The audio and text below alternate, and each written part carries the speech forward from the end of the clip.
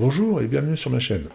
Aujourd'hui, je vais vous présenter un petit utilitaire qui est bien pratique, qui va vous permettre de redimensionner vos images et les convertir directement au format web pour vos sites internet. Cet utilitaire fonctionne soit en ligne, soit vous avez une procédure d'installation pour pouvoir faire vos manipulations directement sur le PC.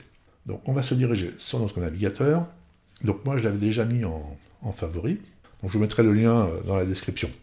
Deux options, soit on tire l'image directement dans cette zone-là, soit on va la chercher, soit on procède à l'installation. Donc là, moi, j'étais chercher une image gratuite. Donc là, j'ai pris une image qui fait 4000 par 2666. Je vais faire ouvrir. En règle générale, moi, tout ce qui est bandeau pour mes sites internet, ils sont d'une largeur de 1920. La hauteur, je la laisse se calculer automatiquement, puisque dans WordPress, on peut définir la zone qu'on veut afficher sur nos grandes images. Pour tout ce qui est galerie photo, en règle générale, je fais du 1024 de largeur, puis en auto en hauteur, ou du 800-600. Enfin, on dit 800, mais en règle générale, je fais la hauteur en automatique. Donc pour cela, on va dans Resize. Ici, on voit... Donc là, tout ça, toutes les options, je laisse tout par défaut. Assurez-vous que le ratio soit bien coché, pour qu'il recalcule bien la hauteur. Donc là, par 4000, c'est beaucoup trop pour du site. Vous voyez, la taille, elle fait 1.24, c'est beaucoup trop, ça fait du chargement trop lourd. On va passer ici en mode web. Donc il propose plusieurs formats, mais nous, ce qui nous intéresse, c'est le format web. Voilà. Donc là, déjà, il a fait un précalcul sans avoir fait de modification. On est passé à 414 KB. Donc moi, ce qui m'intéresse, c'est faire du 1920. Voilà. Donc là, il a recalculé automatiquement la hauteur. Et on est descendu à 161 KB, ce qui est pas mal du tout. Donc là, après, on peut faire un petit comparatif avant et après. Je vous laisserai faire des essais avec vos images, mais c'est pas mal, ça reste vraiment propre. Et une fois que vous avez fait la conversion, là, on peut faire quelques petites modifs, ça a peu d'intérêt.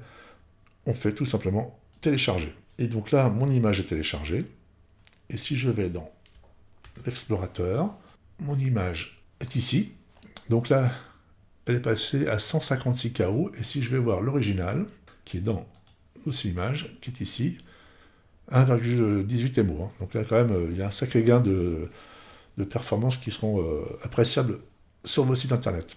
Autre chose, maintenant, si vous avez l'habitude de faire vos conversions ou de prendre vos photos dans un bon format dès le départ, vous avez la possibilité d'aller dans les extensions de WordPress, ajouter une extension qui s'appelle Quick Web, et ici, vous allez pouvoir l'installer. Bon, en règle générale, faites vos conversions en dehors de WordPress. L'avantage, c'est que ça fait un plugin au moins installé déjà, donc ça fait de la ressource en plus pour votre site. Mais après, si vous n'avez pas trop le choix et que vous préférez que ça se fasse comme ça, vous pouvez tout simplement installer ce petit plugin qui est bien pratique. Donc là, c'est pareil. Moi, je laisse tout par défaut. J'ai fait des tests, j'ai touché à rien, j'ai tout laissé par défaut. Et chaque fois que vous importerez une image, elle sera automatiquement convertie au format web.